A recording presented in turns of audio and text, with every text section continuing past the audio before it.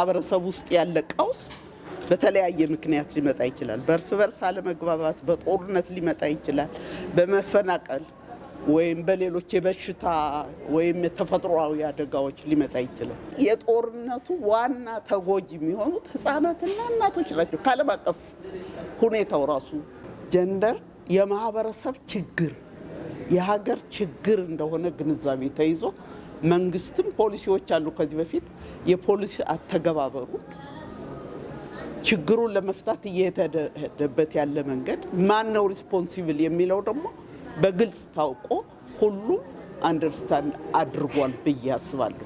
ችግሩን ለይቶ መፍትሄ መስጠት ያስፈልጋል። መፍትሄው ደግሞ ልብስ ከክር እንደሚሰራው ከሴቶቻችን ነው የተሰራ። ሰው ስንባል እኛ ብቻ አይደለም ኢትዮጵያውያን። እሴቶቻችን ከእምነት ይመነጫሉ፣ ከባህል ይመነጫሉ፣ ከተለያዩ እሴቶቻችን ነው እኛ እንደ ክር የተሰራ።